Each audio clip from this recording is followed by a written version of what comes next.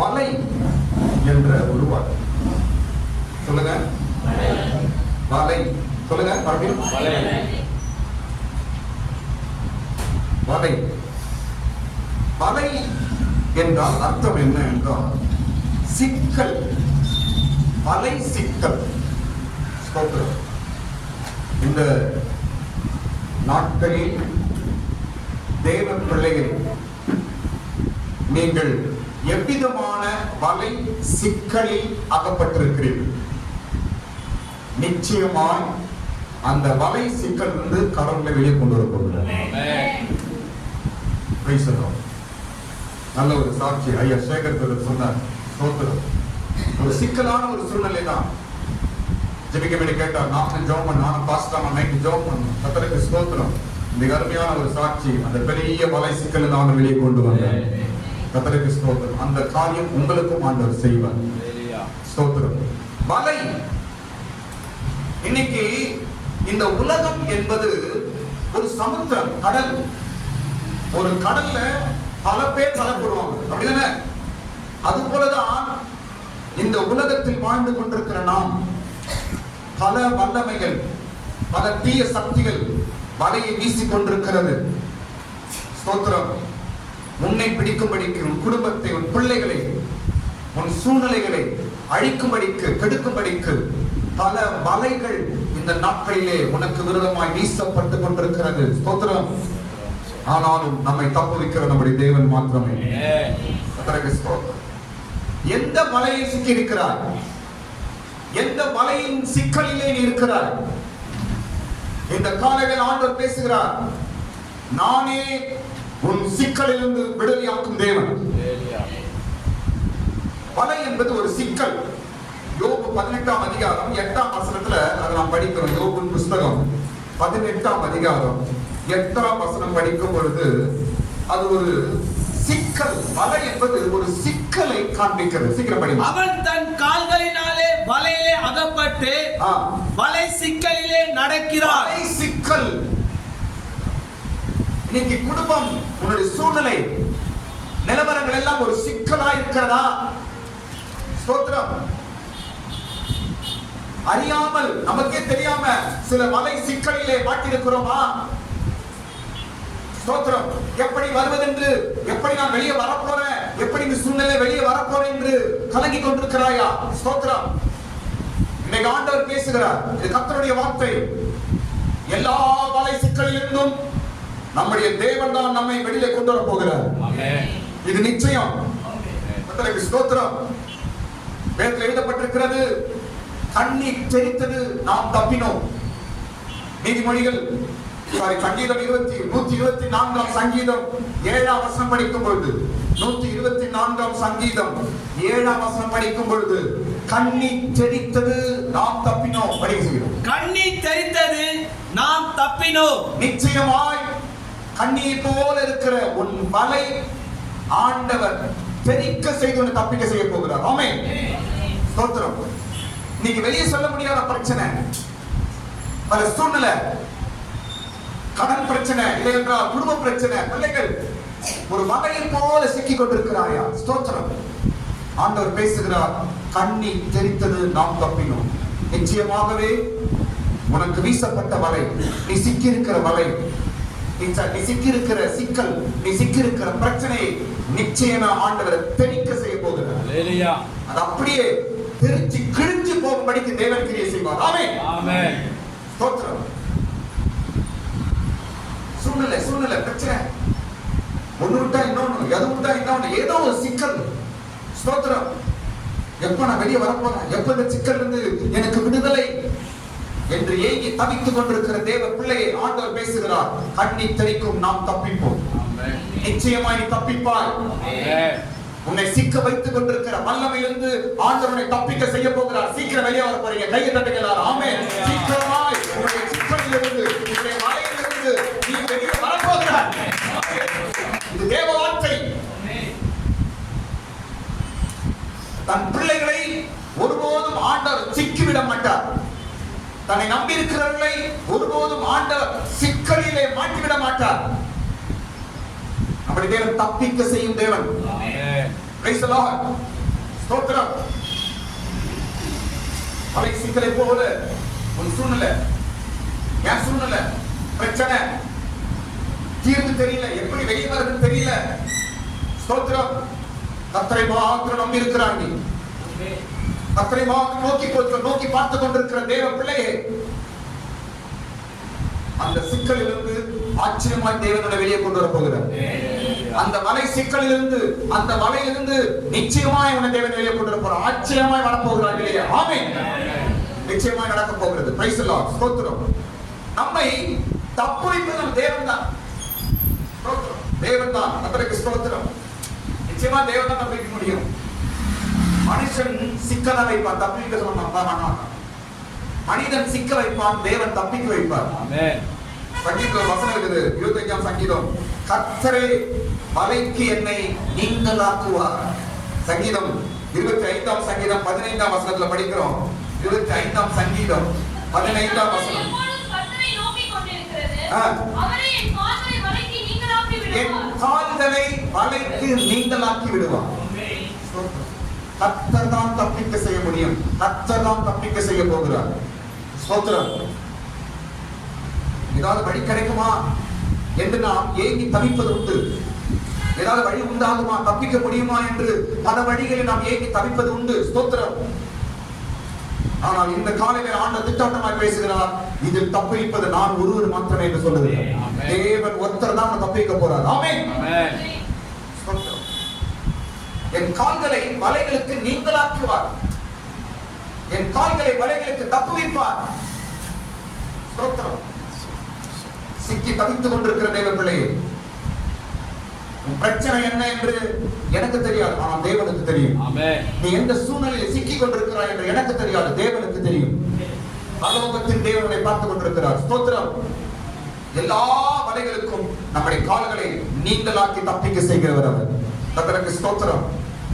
இன்னொரு சங்கீதம், சங்கீதம் 91ஆம் சங்கீதம் 3ஆம் வசனம் படிக்கும் பொழுது, 91ஆம் சங்கீதம். அவர் உன்னை வேடனுடைய கண்ணிக்கும் வாழாக்கும் தப்புவிப்பார். வேடனுடைய கண்ணி, கண்ணி என்றால் மலை, அது ஒரு மலை தான். ஸ்தோத்திரம். வேடனுடைய கண்ணிக்கும் உன்னை தப்புவிப்பார். கர்த்தர் தான் நம்மை தப்புவிக்கிறவர்கள். ஸ்தோத்திரம். ஆண்டவர் தெளிவாய் பேசுகிறார். வலை சிக்கல், வலை போன்ற சிக்கலிலே நீ சிக்கிக் கொண்டிருக்கிறாய். ஸ்தோத்திரம். தேவன் தான் உன்னை தப்புவிக்க வல்லவராய் இருக்கிறார். நாம் தப்பிப்போம். நிச்சயமா நாம் வெளியே வருவோம். நம்முடைய வலை பிரச்சனை நாம் சீக்கிரமாய் வெளியே வருவோம். கர்த்தர் பெரிய காரியங்களை செய்வார். கர்த்தருக்கு ஸ்தோத்திரம். இப்போ ஒரு 4 விஷயம் நான் சொல்றேன், கவனிங்க. எது எது நமக்கு வலைகளாய் மாறுகிறது, நம்ம மேல வீசப்படும் வலை எது எது நமக்கு வலையாய் மாறுகிறது என்று ஒரு 4 விஷயம் சொல்ற. கவனிங்க. முதலாவது காரியம் செல்வம், பணம் நமக்கு வலையாய் மாறும். எங்க படிக்கிறோம்? சங்கீதம் 69:22 படிக்கிறோம். கர்த்தருக்கு ஸ்தோத்திரம். பணம் நமக்கு வலையாய் மாறுகிறது. பணம் நமக்கு தேவைதான், ஆனால் பணம் பணம் என்று நாம் அதிகமாய் அதை பின்பற்றும் பொழுது அவை நமக்கு வலையாய் மாறும். இன்றைக்கு மனிதன் எதற்கு ஒரு வலை சிக்கல்ல மாட்டி கலைக்கிறான், மாட்டிக்கொள்கிறான்? அது கிறிஸ்தவனா இருக்கட்டும், மற்றவனா இருக்கட்டும், யாரா இருக்கட்டும், பணம் செல்வம் என்று அதையே பின்னோக்கி போவது, அதையே குறியாய் நோக்கி அதை பின்னாடி போகும் பொழுதுதான் நீ வலையில சிக்கிக் கொள்கிறான். படிக்க சீக்கிரம். அவர்களுடைய செல்வம் அவர்களுக்கு வலையாய் மாறுகிறது. எது இன்னைக்கு மனிதனை சிக்க வைப்பது முதல் வலை என்ன தெரியுமா? பணம், செல்வம். நாம் சொல்ற பாரு, கிறிஸ்தவர் நம்ம எல்லாருக்கும் பணம் தேவைதான், ஆனால் கர்த்தர் நம்முடைய தேவைகளை சந்திப்பார். ஆமென் சொல்லுங்க. கர்த்தர் உங்களுடைய தேவைகளை சந்திப்பார். உங்களுடைய பணத்தின் தேவைகள், உங்களுடைய காரியங்கள் எல்லாம் தேவன் உங்களுக்கு சந்திப்பார். ஸ்தோத்திரம். அதையே நாம பின்பற்றி, அதையே நம்ம பின்தொடர்ந்து, அதையே குறியாய் வைத்து போகும்போதுதான் நாம் வலை சிக்கலிலே சிக்கிக் கொள்கிறோம். ஸ்தோத்திரம். நம்முடைய நம்முடைய தேவையை சந்திக்கிற தேவை. நம்முடைய காரியங்கள் எல்லாரும் நம்ம ஜெபிப்போம். பண விஷயமா இருக்கட்டும், பொருள் விஷயமா இருக்கட்டும், தேவையா இருக்கும்போது தேவனிடத்தில் நாம் விண்ணப்பம் செய்யும் போது நம்முடைய தேவையை அவர் பூர்த்தி செய்கிறார். நம்முடைய தேவைகளை அவர் சந்திக்கிறார். அவர் ஸ்தோத்திரம். பணம் ஒரு பெரிய வலையில அவனை மாட்டிவிடும். ஸ்தோத்திரம். பண ஆசை, பணத்தை நோக்கி அதையே பின்பற்றுவது தவறு. ஸ்தோத்திரம். இன்னைக்கு பல மனிதர்கள் பெரிய பெரிய வலையில மாட்டி சிக்கி தந்துதான் பணம் தான். இந்த விஷயத்துல நம்ம ரொம்ப ஜாக்கிரதையா இருக்கணும். கிறிஸ்தவர்கள் நாம் ஜாக்கிரதையா இருக்க வேண்டும். ஸ்தோத்திரம். நம்முடைய தேவைகளை சந்திக்கிறது கையின் பிரயாசத்தை ஆசீர்வதிப்பார். நம்முடைய விசுவாசம் என்ன? நம்ம கஷ்டப்பட்டு வேலை செய்ய கையின் பிரயாசத்தை தேவன் ஆசீர்வதிப்பார். அவ்வளவுதான். ஸ்தோத்திரம். வேற ஒன்று கிடையாது. ஆனால் நாம் இந்த பணம் என்ற விஷயத்தில் அதிகமாய் நம்ம அதற்கு இம்பார்ட்டன்ஸ் கொடுத்து அதையே நாம் விட்டு பற்றி பின்பற்றி போகும் பொழுது நாம் பெரிய பெரிய வலையிலே சிக்கி தவிக்கிறவர்களாய் மாறுவோம். ஸ்தோத்திரம். இரண்டாவது வலை எந்த விதத்தில் நாம் வலையாய் நமக்கு வலையாய் மாறுகிறது, நாம் எந்த சில வலையில நாம் சிக்கிக் கொள்ளுகிறோம் என்ற இரண்டாவது விஷயம் கவனிங்க. இரண்டாவது விஷயம் என்னவென்றால், பிறருக்கு நாம் முகஸ்துதி செய்யும் பொழுது நமக்கு நாமே வலை வீசுகிறோம். ஆமென். நீதிமொழிகள் 29 5ஆம் வசனம் படிங்க. நீதிமொழிகள் 29ஆம் அதிகாரம் 5ஆம் வசனம் படிக்கும் பொழுது, பிறருக்கு நாம் முகஸ்துதி செய்யும் பொழுது நமக்கு நாமே வலை வீசுகிறோம். படிங்க. முகஸ்துதி செய்கிறவன் அவன் காலுக்கு வலையை விரிக்கிறான். பிறருக்கு முகஸ்துதி செய்கிறவன் அவன் காலுக்கு அவனே வலையை வீசிக் கொள்கிறான். இது அர்த்தம் என்ன? இது அர்த்தம் என்ன? பைபிள்ல எழுதப்பட்டது எல்லாம் சத்தியம், நமக்கு மிக மிக பிரயோஜனமானது. எதையும் நாம் தட்டி தவிக்க முடியாது. எல்லாம் எதையும் நாம் விட்டுவிட கூடாது. ஸ்தோத்திரம். ஆமென். பிறருக்கு முகஸ்துதி செய்வது அப்படின்னா என்ன அர்த்தம்? சொல்லுங்க. என்ன பாருங்க. முகஸ்துதி நடந்தது. முகஸ்துதி நடந்தது மூஞ்ச காட்டுறது. அவ்வளவுதான். நம்ம பாஷையில என்ன அர்த்தம்? மூஞ்ச காட்டுறது. பார்க்கணும். மூஞ்ச காட்டுறான். பார்த்து மூஞ்ச திருப்பிட்டு வருது, மூஞ்ச காட்டுறது, இவைகள் தானே இது. ஸ்தோத்திரம். அதனால் இவைகள் எல்லாம் நமக்கு ஒரு பிரச்சனையாய் மாறுகிறது. ஸ்தோத்திரம்.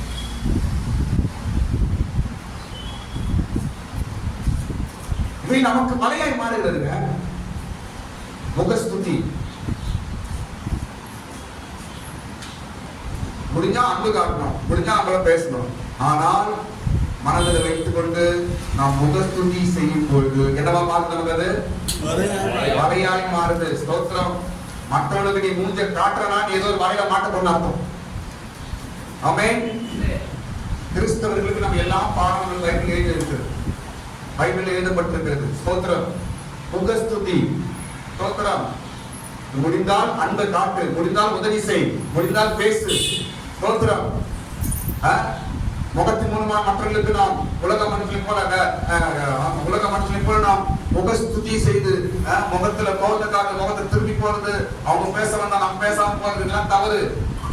இப்படி போய்கொண்டே இருப்ப எங்கேயாவது ஒரு பெரிய வலையில மாட்டு, எங்கேயாவது ஒரு பெரிய சிக்கலில மாட்டுவாய். அப்படிதான் பைபிள் சொல்லு. ஸ்தோத்திரம். பிறரை முகஸ்துதி செய்கிறவன் தன் காலுக்கு ஸ்தோத்திரம். ஆமென். நான் கத்துக்க வேண்டியது ஓப்பனா சொல்ல பாருங்க. கத்துக்க வேண்டியதுமா ஏதா இருந்தாலும் ஓப்பனா பேசு. எல்லாருமே ஏதா இருந்தாலும் தப்பு பண்ணா சொல்லிடுங்க, அன்பாக சொல்லுங்க, கோப்பாக சொல்லிடுங்க, தப்பே கிடையாது.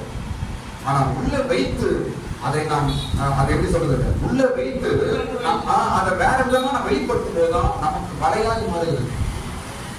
நம்ம நினைக்கிறோம் மற்றவங்கிட்ட என் கோபத்தை காட்டு அப்படின்னு நினைக்கிறேன். நீ தான் வலையில மாட்டுன்னு பைபிள் சொல்லுது. நீ தான் சிக்கிக் கொள்கிறாய் சிக்கலிலே. நீ மற்றவர்களுக்கு முகம் திருப்பி முகஸ்துதி செய்கிறாய், ஆனால் உன் காலுக்கு நீ வலையை வீசுகிறாய். இதெல்லாம் தெரியாம நாம் செய்த தவறு. ஸ்தோத்திரம். முகத்திற்கு போயிட்டு அவங்க போயிடுவாங்க, சரி என்கிட்ட பேச மாட்டாங்க, அவங்க போயிடுவாங்க. ஆனால் சிக்கல் விடுவது நீதான், சிக்கலில் சிக்கிக் கொள்வது நீதான். மறுபடி படியுமா? பிறருக்கு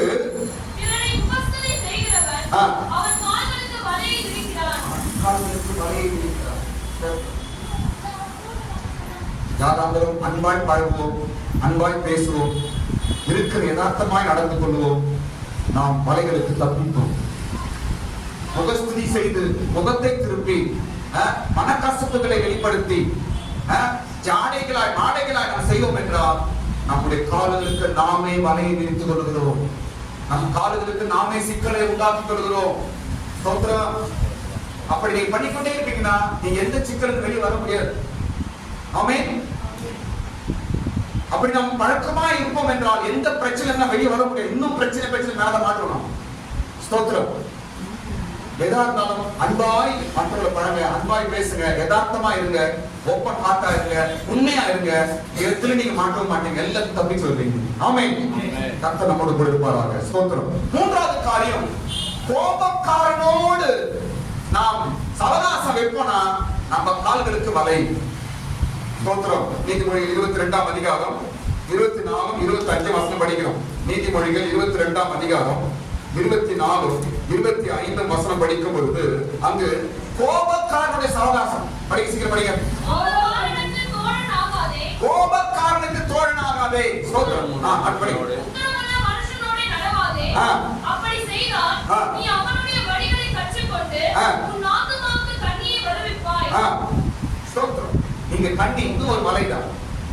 ஆத்துமாவுக்கு என்னத்தை உண்டாக்குவாய்? கண்ணி. வலையை உண்டாக்குவாய். சிக்கிக் கொள்ளுவ. மூணாவது வலை, மூணாவது சிக்கல். முதல் சிக்கல் என்ன? பணம். பணம் மனிதனை வலை போல சிக்க வைக்கிறது. ஸ்தோத்திரம். இரண்டாவது முகஸ்துதி. மூன்றாவது கோபக்காரன் சவகாசம். எல்லாரும் சவகாசம் இருக்கலாம், தப்புன்னு கிடையாது.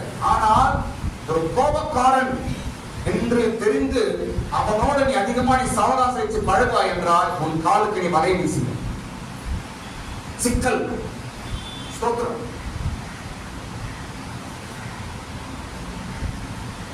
கோபக்காரன் தெரிந்து எப்படி அவங்க தான் பழகுறது. ஸ்தோத்திரம். நம்ம அன்புலாம் இருந்தா போதும், நம்ம யதார்த்தமா இருந்தா போதும். ஆமென். Praise the lord. ஸ்தோத்திரம். கோபக்காரனுடைய சவகாசம். இன்னைக்கு நம்முடைய சவகாசம், நம்ம யாரோட பழகுறோம், நம்முடைய ஃப்ரெண்ட் யாரு, நம்ம யாரை அதிகமா நேசிக்கிறோம், யாரோடு நெருங்கி பழகுறோம் என்பதை சரியாய் கண்டுபிடிக்க வேண்டும். ஆள் யார் கரெக்டா கண்டுபிடிக்கணும். அப்படி பழகுனாதான் நீ பிரச்சனை வெளியே வர முடியும். பக்கத்துலாம் கோபப்படுறான், பக்கத்துலாம் கோபக்காரன், அப்படி எப்படிங்க நீங்க ஃப்ரெண்ட்ஷிப் வச்சு வாழ முடியும்? ஸ்தோத்திரம். கோபம் கோபம், சிக்கல் சிக்கல். கோபம் கோபம், சிக்கல் இதை மாட்ட வைக்கும். கோபக்காரனோட மற்றவங்க வாழ்க்கை யாரு? உக்கரமுள்ள மனுஷனோட நீ நடவாதே. கோபம் உக்கரம் ஒண்ணுதான். ஸ்தோத்திரம். அதனால் உன்னுடைய பழக்க வழக்கங்களுடைய நண்பன் யார் என்பதை சரியாய் நீ பழகுவாய் என்றால் உன்னுடைய சிக்கலில் இருந்து வெளியே வர முடியும். ஸ்தோத்திரம். நான்காவது காரியம், நான்காவது நமக்கு வீசப்படும் வலை. இது மனிதன் சிக்கிக்கொள்ளும் நான்காவது வலை என்று என்றால் பேராசை, அதிக ஆசை. உலக ஆசை, பொருள் ஆசை. இந்த ஆசை என்பது நம்மை வலையிலே சிக்க வைக்கிறது. ஆமென். ஆசை எத்தனையோ ஒரு லிமிட், எல்லாத்துக்கும் ஒரு லிமிட் இருக்கணும். ஆசையிலிருந்து நாம தப்பிக்கணும். எல்லாத்துக்கும் பேராசை. பேராசை பெரும் நஷ்டம் தான். இந்த பேராசை, அதிகமான ஆசை, பொருள் மேலேயும் பணத்து மேலேயும் மனுஷன் மேலேயும் உலகத்தின் மேலும் உலக ஆசை மேலும் உலக சாலை மேலும் அதிகமான பேராசை இருக்கும் என்றால் அது நமக்கு வலையாய் மாறும். ஸ்தோத்திரம். வலை சிக்கல். இன்னைக்கு மனிதன் இவ்விதமான வலைகளை சிக்கிக் கொள்கிறான். இன்றைக்கு மனிதன் இப்படியான ஒரு சிக்கலில் மாற்றான். சிக்கல் எப்படி மாற்றான் தெரியல, அவனுக்கு மாட்டிறான், போயிட்டு வெளிவர முடியாம முடிக்கிறான். ஸ்தோத்திரம். ஆனால் எப்படி மாட்டுவா என்று பைபிளில் இருக்கிறது. தெரியலப்பா, எப்படியோ மாட்டிடப்பா, வெளிவர முடியப்பா என்றுதான் மனிதன் சொல்றான். ஆனால் நீ மாட்டாதபடிக்கு, சிக்காதபடிக்கு தப்பித்துக் கொள்ளக்கூடிய வழியை பைபிள் நம்ம சொல்லி தரும். ஆமென். ஆமென். ஸ்தோத்திரம். பண விஷயமா ஜாக்கிரதையா இரு. முகஸ்துதி, மற்றவங்கிட்ட கோபம் மூஞ்ச திருப்பதியா ஜாக்கிரதையா இரு. மூஞ்ச காட்டி திரும்ப நம்ம பயப்படணும். ஐயோ, நீங்க அவங்களுக்கு மூஞ்ச காட்ட நாங்க எங்க போய் நான் மாட்ட போறேன் தெரியலையே என்ற ஒரு பயம் எப்போது நமக்குள்ள இருக்க வேண்டும். ஸ்தோத்திரம். மூன்றாவது கோபக்காரனுடைய சவகாசம். யாரோட பழகுறேன்? ஸ்தோத்திரம். முடிந்த வரைக்கும் எல்லாரோடும் சொல்லுங்க, கூடுமான வரைக்கும் யாவரோடும் சமாதானமா இருந்த பைபிள் சொல்லுது. ஸ்தோத்திரம். ஒருவேளை நான் பையன் தொட்டவே கோவப்படுறேன்னா அப்ப தூரமா தள்ளி தப்பு கிடையாது. ஸ்தோத்திரம். பழகிற நண்பர்கள் மிக முக்கியம். நமக்கு யாரு என்ன இடம் சரியா கண்டுபிடிக்கும். அதுவே நமக்கு தண்ணியாகும், அதுவே நமக்கு மலைகளாக மாறும். யாரு எது தெரியாம எல்லாரும் அப்படியே ஓவரா பழகுறது, ஓவரா போயிடுது. அப்படியே பிரச்சனை பிரச்சனை பிரச்சனை. ஸ்தோத்திரம். அங்கிருந்து கேள்வி போடுறேன், பழக்கமாட்ட ஃப்ரெண்ட், சிஸ்டர், லேடிஸா இருக்கட்டும், ஜென்ஸா இருக்கட்டும், பிரதரா சிஸ்டரா இருக்கட்டும், ஏன் பிரச்சனை சிக்கிக் கொள்கிறார்கள்? அவங்க சேர்ற சவகாசத்தினாலதான், அவங்க பழக்க வழக்கத்தினாலதான், அவங்க நண்பர் சிநேகிதத்தினாலதான், அவங்க ஃப்ரெண்டுனாலதான் சில குடும்பங்கள் பிரச்சனையை சிக்கிக் கொள்கிறது. ஸ்தோத்திரம். இன்றைக்கு உன்னோட ஃப்ரெண்ட் யார், யாரோட பழகுறாய், யாரோட நெருங்கி இருக்கிறாய் என்பதை கண்டுபிடிக்க வேண்டும். ஸ்தோத்திரம். நீ மலையிலே சிக்கிக் கொள்ளாதவரைக்கு நான்காவது காரியம் அதிக ஆசை. சொல்லுங்க, ஆசை நம்மை மலையிலே சிக்க வைத்து விடும். கடைசி பகுதி நான் சொல்லி முடிக்கிறேன். கடைசி, எப்படி நாம் இவைகளுக்கு தப்பிக்க முடியும்? எப்படி இந்த வலை சிக்கலிலிருந்து நாம் தப்பிக்க முடியும்? எப்படி என்று 2 விஷயம் நான் சொல்லி முடிக்கிறேன். ஸ்தோத்திரம். எப்படி தப்பிக்கிறது? சரி, மாட்டியாச்சு. எப்படி தப்பிக்கிறது? பைபிள் எப்படி நம்ம உதவி செய்யுது? பைபிள் என்ன சொல்லுது? ஒருவேளை நீ ஒரு சிக்கலில் மலையில ஏதோ ஒரு மலையில சிக்கிக் கொண்டாய், எப்படி தப்பிக்கிறது? முதல் காரியம் நீதிமொழிகளை படிக்கிறோம் 14:27. முதல் காரியம், தேவனுக்கு பயப்படும் போது நாம் கண்ணிகளுக்கு தப்பிப்போம். ஸ்தோத்திரம். படிங்க. முதல் காரியம் நீதிமொழிகள் 14ஆம் அதிகாரம் 27ஆம் வசனம் படிப்போம். அதனால் மரண கண்ணிகளுக்கு தப்பலாம். எதனால்? சொல்லுங்க, எதனால்? கர்த்தருக்கு பயப்படும் போது. இன்னைக்கு மாட்டிட்ட, ஏதோ ஒரு மலையில சிக்கிட்ட, ஏதோ சிக்கல மாட்டியாச்சு. நீ தப்பிக்கப்படிக்கு ஒரு முதல் வழி என்னன்னா, கடவுளுக்கு பயப்படு. சீக்கிரம் வெளியே வந்துரு. கடவுள் பைபிள் என்னது? சர்ச்சை வருது, பைபிள் படிக்கிறது, ஜெபம் பண்றது, கெட்ட வார்த்தை பேசாம, தீது செய்யாம, கடவுளுக்கு பயந்து நடப்பா என்றால் உன் மலை சிக்கல் இருந்து நீ வெளியே வருவார். இன்னைக்கு மாட்டிட்டா, தவிக்கிறான், புலம்புறான், ஆனா கடவுள் பயம் கிடையாது. பிரச்சனையில மாட்டிட்டாங்க, வாங்க சர்ச்சைக்கு வாங்க வர்றது கிடையாது. பிரச்சனை இருக்கிறீங்க, பிரச்சனை தீர்வுக்கு ஒரே வழி தேவ சமூகம் தாங்க. கையை தட்டுங்க, தேவ சமூகம் தாங்க. நீங்க சர்ச்சில் வந்து கால வச்சாவே உங்க பிரச்சனை நீங்க வெளியே வர முடியும். நீ தேவ சமூகத்துல சர்ச்சுக்குள்ள கால வச்சாவே நீ மலை சிக்கல் இருந்து வெளியே வர முடியும். தேவனுக்கு பயப்படும் பயம் கண்ணில் இருந்து உன்னை தப்புவிக்கும். ஏன் மாற்றோம்? கடவுள் பயம் இல்லாம மாட்டிட்டு போயிட்டு, கடல் பயம் கிடையாது, சுய புத்தியும் கிடையாது, சொல் புத்தியும் கிடையாது அப்படின்னு சொல்றோம். கடல் பயம் கிடையாது, மனுஷ பயம் கிடையாது, எந்த பயமும் கிடையாது. அதனாலதான் சிக்கல்ல மாற்றோம். நீ சாத்தான் வீசுறான், தீய சக்திகள் நீ வலை வீசுது, பல வலைகள் வீசப்படுகிறது. ஸ்தோத்திரம். உங்க கூட இருக்கிறவங்க, பக்கத்து வீட்டுக்காரன், உங்க சொந்த பக்கம் நிறைய பேர் வலையில மாற்றாங்க. நிறைய பேர் அந்த பல சிக்கல்ல சிக்கிக் கொள்கிறார்கள். ஸ்தோத்திரம். தப்பிக்கும்படிக்கு முதல் படி தேவ பயம்.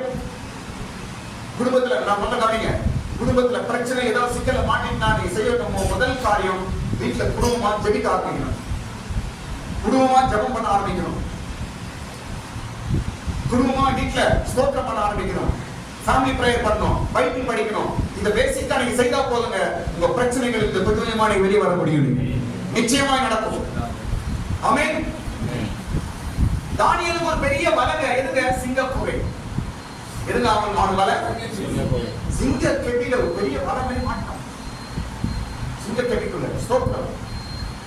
சிங்க கெட்டில மாட்டான் எவன தப்பிக்க முடியுமா? எறும்பு கூட மீற. ஸ்தோத்திரம். ஒரு பெரிய வலையில மாட்டினான், சிக்க வைத்தார்கள் தானியேலை. அந்த வலையிலிருந்து அவன் பத்திரமாய் வெளியே வந்தான். காரணம் என்ன? சிங்கத்துக்கு என்ன பண்ணாரு? அவரு ஜெபம் பண்ண. தானியேலுக்கு வலை, அக்கினி என்ற வலை, சிங்கக்கெட்டி என்ற வலை, எல்லாவற்றும் வெளியே வந்தான். காரணம் ஜெபம். ஆமென் சொல்லுங்க. கர்த்தருக்கு ஸ்தோத்திரம். முதல் காரியம், கர்த்தருக்கு நீங்க பயப்படும் பொழுது உங்களுடைய மலை சிக்கலிலிருந்து நிச்சயமாக வெளியே வர முடியும்.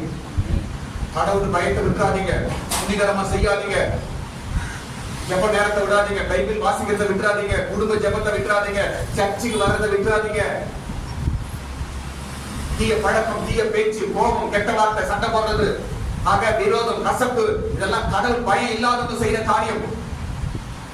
கடவுளுக்கு பயப்படுற தேவ ஜனமே ஜாக்கிரதை. நாம் சொல்ல பாருங்களேன், நாம் சிக்கிக் கொள்ளக்கூடாது. சிக்கலிலிருந்து இருக்கிறவர்களை விடுவிக்க தான் கடவுள் நம்மை வச்சிருக்கிறார். ஆமென். நீங்க மாட்டிக்கூடாது, போயிட்டு சிக்கி இருக்கிறவர்களை விடுதலையாக்கும்படி கடவுள் நம்மை வைத்திருக்கிறார். ஆமென்.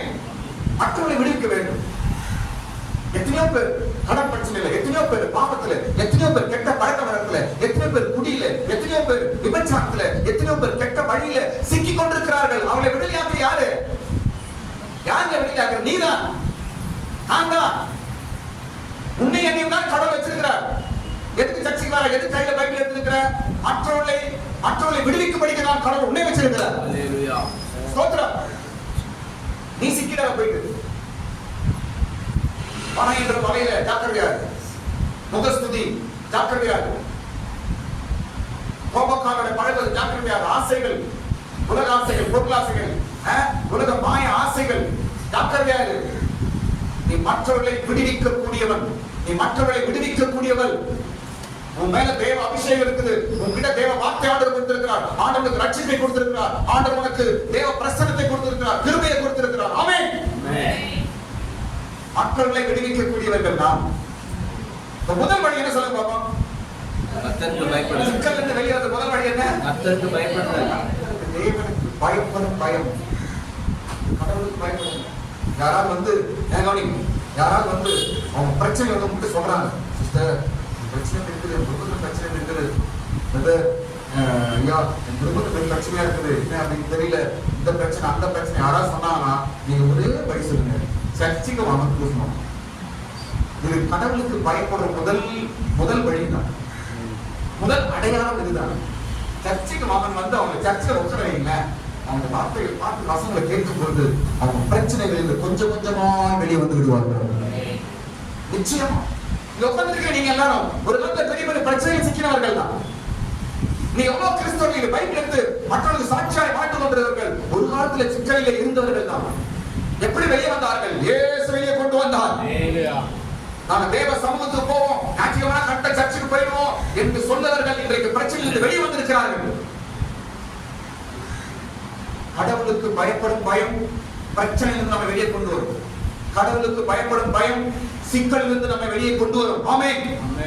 இரண்டாவது காரியம், எப்படி நம்ம சிக்கலிலிருந்து வெளியே கொண்டு வருவது என்றால், ஸ்தோத்திரம், போதனையை நாம் கேட்கும் போது சிக்கலிலிருந்து வெளியே வரும். எப்படி? போதனையை கேட்கும் போது. நீதிமொழிகள் 13-14 வசனம். நீதிமொழிகள் 13ஆம் அதிகாரம் 13-14 வசனம் படிக்கலாங்க. ஞானவான்களுடைய போதகம் ஜீவ ஊற்று, அதனாலே மரண கண்ணிகளுக்கு தப்பலாம். 13-14 8 வசனம் படி. திருவசனத்தை அவமதிக்கிறவன் நாசம் அடைவான், கற்பனைக்கு பயப்படுகிறவனோ பலன் அடைவான். ஞானவான்களுடைய போதகம் ஜீவ ஊற்று, அதனால் மரண கண்ணிக்கு தப்பலாம். திருவசனத்தை அவமதிக்கிறவன் நாசம் அடைவான். இரண்டாவது வழி, உங்க பிரச்சனை இல்ல, அது எப்படிப்பட்ட சிக்கலா இருக்கட்டும், இடியாப்பம் சிக்கலா இருக்கட்டும், வலை சிக்கலா இருக்கட்டும், வலையா இருக்கட்டும், நீ கால் சிக்கி கொண்டிருக்கட்டும், எந்த சிக்கலா இருக்கட்டும், நீங்க வெளியே வருவதற்கு இரண்டாவது வழி திருவசனம். ஆமென். திருவசனத்தை அவமதிக்கிறவன் என்ன ஆயிடுவான்? நாசம் அடைவான். அதனால மறுபடியும் சொன்னேன், டெய்லியும் பைபிள் படிக்கிற பழக்கத்தை நாம் விட்டுறவே கூடாது. பிரச்சனையிலிருந்து வெளியே வருவதற்கு பெரிய ஒரு வழி பைபிள் ரீடிங். சாப்பிட்டு ஒரு நேரம் வச்சிருக்கோம், தூங்குறதுக்கு ஒரு நேரம் வச்சிருக்கிறோம், வேலைக்கு போட்டு ஒரு நேரம் வச்சிருக்கிறோம், எல்லாத்துக்கும் ஒரு நேரம் வச்சிருக்கோம். அதே போல பைபிள் ரீடிங்க்கு ஒரு நேரம் வைக்கணும். இந்த டைம் வந்து நான் பைபிள் ரீடிங் பண்ற நேரம், இந்த டைம் நான் பைபிள் படிக்கிற நேரம், அப்படி என்று ஒரு நேரத்தை வந்து நீங்க பைபிள் படிச்சு பாருங்க, உங்களோட பிரச்சனைகள் எல்லாம் காணாமல் போயிடும். எதுல நீங்க மாட்டி தவிக்கிறேன், வழி தெரியல, எனக்கு என்ன பண்றதுன்னு தெரியல, எனக்கு ஐடியாவும் வரல, நான் எப்படி வருவது என்று கலக்கம், பிரச்சனை, குழப்பம், இவை எல்லாவற்றிலிருந்தும் சீக்கிரமாய் நீங்கள் வெளியே வர வேண்டும் என்றால் வேத வாசிப்பு. திருவசனத்தை நீ அவமதிப்பாய் என்றால் என்ன வாய்ப்பாங்க? வாழ்க்கை நாசமாகும், பிள்ளைகள் குடும்பம் நாசமாகும். குடும்பம் பைபிள் படிக்கிற பழக்கத்தை நீங்க விடுவீங்க என்றா, பைபிளே படிக்கிறது இல்லை என்றா குடும்பம் கட்டப்படாது. ஸ்தோத்திரம். நாசமடைவதற்கு ஏதுவாய் மாறிவிடும். மிகவும் ஜாக்கிரதையா இருக்க வேண்டும். வலைகளுக்கு தப்பும்படிக்கு, சிக்கலிலிருந்து தப்பும்படிக்கு திருவசனம் தான் நமக்கு. பிள்ளைகளுக்கு பைபிள் படிக்க சொல்லிட்டாங்க. பைபிள் படிப்பது நமக்கு ஒரு ஜீவன், உயிர் போல. ஸ்தோத்திரம்.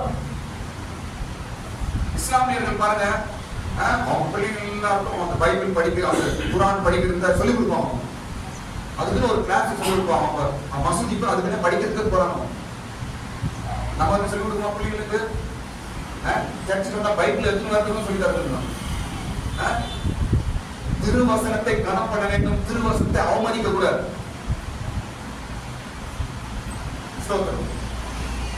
அடுத்து நம்ம அதே வசனத்தில் வார்த்தை 15ஆம் வசனம். ஞானியின் போதனை, ஞானவான்களுடைய ஞானவான்களின் போதனை நம்மை கண்ணிலிருந்து என்ன செய்யுமாறு? தப்பலாம், தப்பிக்க செய்யும். போதனை இதான் போதனை. கேட்கவே தான் போதனை. போதனை எதுக்கு சர்ச்சைக்கு வரோம்? போதனை கேட்கும்படி. எதுக்கு தேவாலயத்துக்கு வரோம்? போதனை கேட்கும்படி. எதுக்கு பைபிள் படிக்கிறோம்? போதனையை நம்ம புரிந்து கொள்ளும்படிக்கு, கேட்கும்படிக்கு. சர்ச்சைக்கு வா, சர்ச்சைக்கு வா, என்ன கூப்பிட எதுக்காக? போதனை. இது யாருடைய போதனை? இது சொல்லுங்க. அது போல யாரோட போதனை? இது ஞானவான்களின் போதனை. யார் ஞானம்? இயேசுதான். நம்ம யாரும் ஞானம் இல்லை. அவரே ஞானம், நீதி, மீட்பும் பரிசுத்தமானவர் என்று கொரிந்தியரில் எழுதப்பட்டிருக்கிறது. இயேசுதான் ஞானவான். ஞானவானின் போதனை நம்ம என்ன செய்யுமா? கண்ணிகளுக்கு தப்பிக்க செய்யும். ஸ்தோத்திரம். சர்ச்சைக்கு வந்தா உட்கார்ந்து என்ன போதனை கேட்கணும். தேவாலயத்துக்கு வரணும், பைபிளுக்கு வரணும். என்ன சொல்றாங்க, என்ன பேசுறாங்க, பைபிள் பத்தி என்ன சொல்றாங்க, நாம கேட்கணும். பிள்ளைகளை கேட்க வைக்கணும். இப்படி கருத்தாய் நீங்கள் கேட்கிறீர்களால் நிச்சயமாய் உங்களுடைய வலை சிக்கலுக்கு தப்பிப்பீர்கள். நிச்சயமாய் தப்பிப்போம். திருவசனத்தை அவமதித்து போதனையை கேட்காம இருக்கும் பொழுதுதான் பல பிரச்சனைகள் மாட்டி மாட்டி சிக்கி தவிக்கிறார்கள் மனுஷர்கள். நல்ல போதனை, ஞானவானின் போதனை அப்படின்னா என்ன? நமக்கு தேவையான ஞானத்தை கொடுக்கிறவர், நமக்கு தேவையான ஞானத்தை கொடுக்கிறவர், அவர்தான் ஞானவான். ஏதாவது ஒரு பிரச்சனை உடனே ஒரு அட்வொகேட் கிட்ட கவுன்சிலிங் கேட்கிறோம். கவுன்சிலர் ஆலோசனை கேட்கிறோம். குடும்பத்துக்கு கவுன்சிலிங், ஃபேமிலி கவுன்சிலிங் நம்ம கேட்கிறோம். நான் ஒரு ஆலோசனை கொடுக்கிறார், அவர்கிட்ட போனோம், அவர் கொடுக்கிறார். அதே போலதான் நம்முடைய பிரச்சனைகளுக்கு நமக்கு நல்ல ஆலோசனை கொடுக்கிறவர் நம்முடைய இயேசு ஒருவர். இயேசுக்கு தெரியும் பிரச்சனை எப்படி வெளியே கொண்டு வரணும். இயேசுக்கு தெரியும் உன் ப்ராப்ளத்தை எப்படி சால்வ் பண்ணணும். இயேசுக்கு தெரியும் உன்னை எப்படி வெளியே கொண்டு வர வேண்டும் என்று. இயேசுக்கு தெரியும் உன் பிரச்சனை எப்படி மாற்ற வேண்டும் என்று. ஞானவானின் போதனை நம்முடைய வலை சிக்கலிலிருந்து நம்மை தப்பிக்க செய்யும், கண்ணிலிருந்து நம்மை தப்பிக்க செய்யும். ஆமென். வலை எவ்விதமான சிக்கலா இருந்தாலும் நம்முடைய தேவன் நம்மை தப்புவிக்க வல்லவராய் இருக்கிறார். நிச்சயமா நம்மை தப்புவிப்பார். நமக்கு வீசப்படுற வலைகள் எது என்று கண்டுபிடிக்கணும். ஒவ்வொரு நாளும் எந்தெந்த பிரச்சனை மனுஷன் மாற்றான், அவன் எப்படி மாற்றான், நான் எப்படி இருக்கிறேன் என்பதை கண்டுபிடிக்கணும். ஸ்தோத்திரம். மனுஷோடு எப்படி பழக்கணும் கண்டுபிடிக்கணும். நமக்கு என்ன ஆசை இருக்கு கண்டுபிடிக்கணும். இதெல்லாம் நம்ம பைபிள் சொல்லி கொடுத்தாங்க, நம்ம கண்டுபிடித்தா நாம் ஜாக்கிரதையா இருக்க முடியும். ஆமென். எதனை சிக்க மாட்டோம். சாத்தானுக்கு ஒரே ஆசை, கவனிங்க, சாத்தான் பிசாசுக்கு ஒரே ஆசை, உன்னை எங்கேயாவது மாட்டி விட்டு பார்க்கணும்னு ஆசைப்படுவான். உன்னை எங்கேயாவது சிக்க வைத்து பார்க்க வேண்டும் சாத்தான் ஆசைப்படுவான். ஸ்தோத்திரம். ஆனால் இயேசு நம்மை தப்புவித்து நம்மை சுதந்திரமாய் விட ஆசைப்படுறார். எல்லா சிக்கலும் நம்மை தப்பிக்க வைக்கும் விட அவர் ஆசைப்படுகிறார். ஆமென். எல்லாரும் கண்களை மூடுவோம். ஸ்தோத்திரம். வலை சிக்கலிருந்து என் தேவன் தப்பிக்க வல்லவராய் இருக்கிறார். எல்லா கண்ணிகளிலிருந்தும் என் தேவன் என்னை தப்பிக்க வல்லவராய் இருக்கிறார். அவரே வேடனுடைய கண்ணிக்கும் வாழாக்கும் கொள்ளை நோய்க்கும்